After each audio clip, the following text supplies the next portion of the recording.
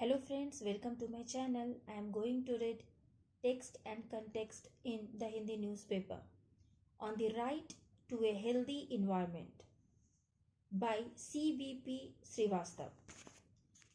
Come winter and the national capital wakes up with thick smog and severely low air quality, which cripples the city and poses serious health challenges. The directions given by the Delhi government and the Directorate of Education to ensure work from home and to run classes in schools in hybrid mode, respectively, do not bring much succor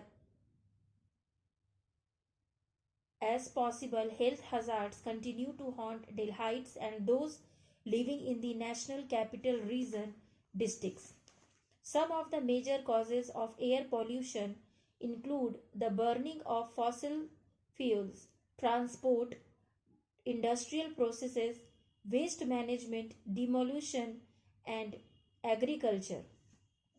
However, particulate matter is the most deadly of them, all causing major health hazards like stroke, heart, and lung diseases, which kill large number of people every year. Severity of particulate matter. Particulate matter is defined for the purpose of quality regulations. Particles having a diameter of 10 microns or less PM10 may enter the body through breathing and adversely affect health. On the other hand, fine particulate matter includes particles having a diameter of less than 2.5 microns. Particles emitted from the burning of diesel called diesel particulate matter are mostly less than 1 micron in size and constitute a subcategory of particulate matter 2.5. These cause severe health hazards even in children. In this context, the Commission for Air Quality Management has amended the Graded Response Action Plan and made it mandatory to close schools in Delhi and NCR districts under Phase 3 and 4 of the plan. Earlier, the decision to implement these measures was at the discretion of the state government. Moreover, as an additional directive under Phase 3 of the GRAP Graded Response Action Plan, state governments will now have to stagger the timings of public offices and municipal bodies in Delhi and NCR districts. Constitutional provisions. Though the original constitution did not mention any provisions for environmental protection, the concepts of natural justice and protection of nature were enshrined in the entire constitutional scheme. This is the reason why, by way of literal interpretation, the Supreme Court gave its opinion that clean environment shall be included in the meaning of life under Article 21 in the Maneka Gandhi versus Union of India 1978. However, over the years, especially after growing demands for proper safeguards for the protection of the environment and sustainable development, India has adopted policies for which it needs proper and effective constitutional provisions. This led to the insertion of Article 48A 51AG as responsibilities of the state and citizens respectively. A significant aspect of Article 48A is that the Constitution intends to make agriculture and environment compatible. In Subhas Kumar versus State of Bihar 1991, the Supreme Court read Articles 48A and 51AG with Article 21 and inferred that the state is constitutionally obliged to take steps to protect and improve the environment so that every citizen is able to enjoy his right to pollution-free air and water, which are necessary for a meaningful life. However, since the mid-1980s, increasing privatization and economic Litigation have degraded the environment on a large scale, due to which the judiciary had to step in to provide guidelines to strike a balance between economic development and environmental protection. The judiciary's commitment to social good in general and environmental protection in particular has resulted in the innovative use of public interest litigations under Articles 32 and 2 to 6 of the Constitution as a tool for social and environmental justice. Moreover, a healthy environment is also one of the elements of a welfare state. Under Section 2A of the Environment Protection Act 1986, environment includes water, air, and land, and the interrelationship which exists between the three and human beings, other living creatures, plants, microorganisms, and property. The right to live in an environment free of danger of disease and infection is an important attribute of the right to live with human dignity. The right to live in a healthy environment as part of Article 21 of the Constitution was first recognized in Rural Litigation and Entitlement Kendra versus State of UP 1985. In 1987, the Supreme Court in MC Mehta versus Union of India treated the right to live in a pollution-free environment as part of the fundamental right to life under Article 21 of the Constitution. Disasters and environmental protection.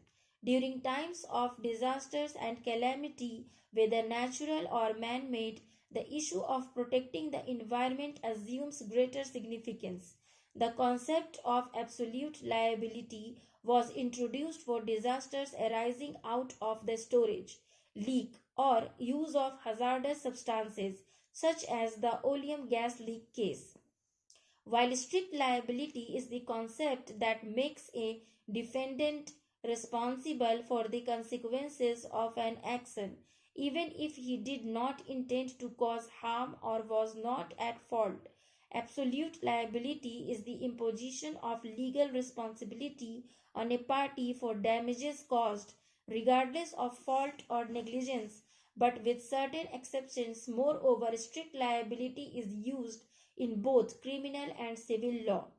Two more principles that assume significance in cases of disasters which affect the environment include the precautionary principle and the polluter pays principle. These concepts were explained in the Velour Citizens Welfare Forum versus Union of India 1996. The precautionary principle is an approach wherein states should adopt precautionary measures if there are serious threats to the environment. According to the United Nations, this principle needs to be widely adopted by nations according to their own capabilities. In cases where there are threats of serious or irreversible damage, a lack of full scientific certainty shall not be used as a reason for postponing cost-effective measures which could prevent environmental degradation. The precautionary principle is a part of the law of the land and should be applied when there is a threat of serious or irreversible environmental damage. The traditional concept that development and ecology are opposed to each other is no longer acceptable. Sustainable development should be prioritized. On the other hand, the polluter pays principle is the commonly accepted practice that those who are responsible for the pollution should bear the costs of managing it to prevent damage to human health or the environment.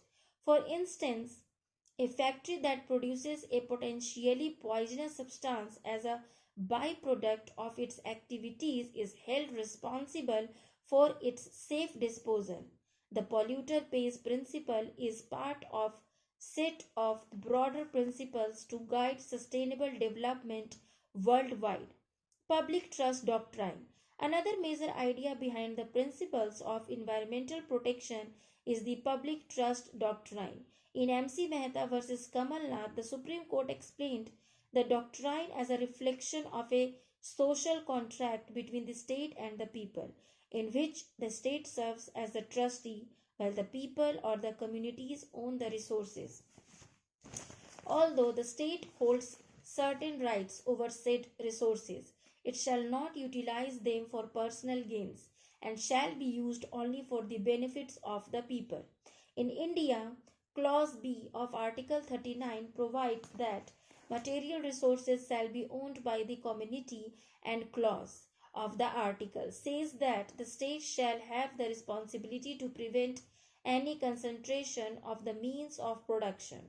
Further, when the state takes steps for the welfare of the people, the citizens have a duty to allow the state to do so.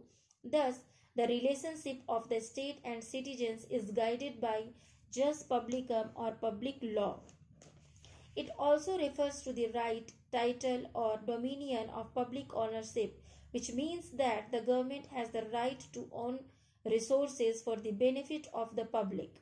This is very well articulated in the Constitution, especially in the directive principles. For example, in Radhe Shyam Sahu, the Supreme Court held that the doctrine of public trust emanates from the provisions of Article 21 of the Constitution protecting the life of the people and put the state under the obligation to maintain public parks for the citizens. So far as the effects of climate change are concerned, the top court in M.K. Ranjit Singh Service versus Union of India 2024 recognized the right against adverse effects of climate change as being part of the right to life under Article 21 and also with the right to equality under Article 14 of the Constitution, despite the fact that national and foreign governments have claimed to have taken steps for the protection of the environment. Their claims have been far from satisfactory. Moreover, as judicially recognized rights cannot be directly claimed unless linked to any of the rights provided in Part 3 of the Constitution, the state may also become reluctant to take steps with concern. It is therefore the opportune moment to expressly include the right to clean and healthy environment in the constitutions to make both the state and the citizens equally responsible. The author is President, Center for Applied Research in Governance, Delhi. Thank you for listening.